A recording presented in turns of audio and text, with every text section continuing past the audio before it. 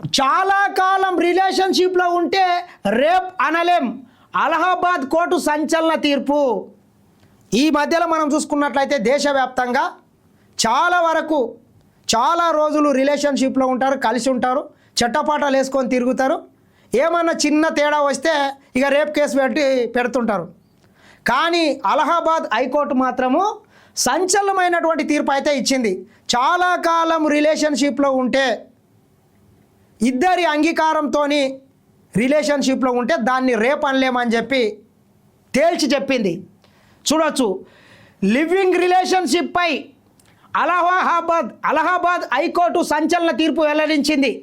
పెళ్లి చేసుకుంటాననే వాగ్దానాన్ని నిలబెట్టుకోకపోనంత మాత్రాన ఇద్దరు మేజర్ల మధ్య సుదీర్ఘకాలంగా కొనసాగిన సహజీవనాన్ని అత్యాచారంగా పరిగణించలేమని పేర్కొంది. కేవలం పెళ్లి మాట నిలబెట్టుకోలేదనే కారణంతో రేప్గా పరిగణించలేమని స్పష్టం చేసింది.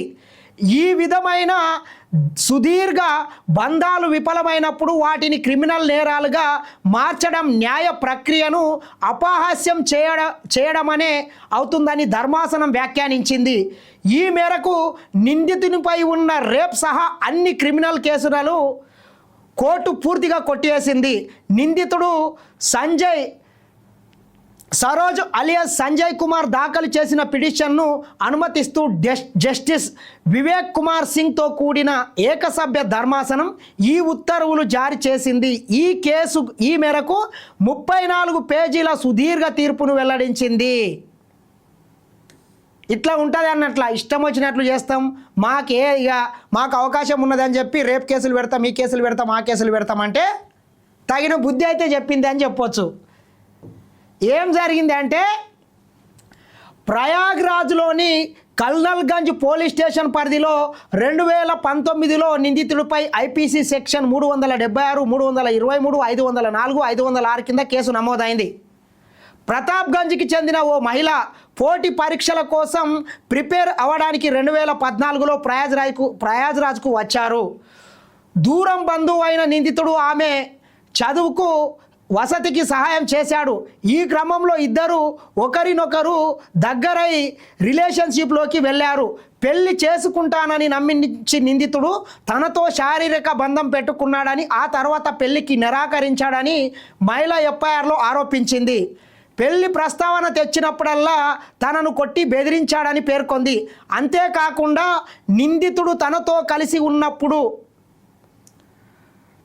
అబ్జెక్షనల్ వీడియో తీసి బ్లాక్మెయిల్ చేశాడని దర్యాప్తులో పేర్కొంది. అయితే వైద్య పరీక్షల్లో ఆమెకు ఎలాంటి గాయాలైనట్లు తేలలేదు. పోలీసులు 2020లో ఛార్జ్షీట్ దాఖలు చేయగా మెజిస్ట్రేట్ 2021లో దీనిని పరిగణలోకి తీసుకున్నారు. దీనిపై నిందితుడు అలహాబాద్ హైకోర్టును ఆశ్రయించి కేసు కొట్టేయాలని కోరారు.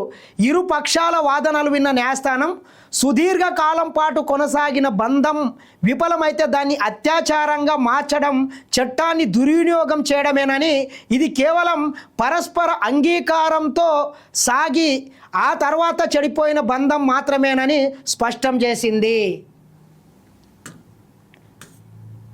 ఇది తస్మాత్ జాగ్రత్తగా ఉండాల్సినటువంటి అవసరం అయితే ఖచ్చితంగా ఉన్నది.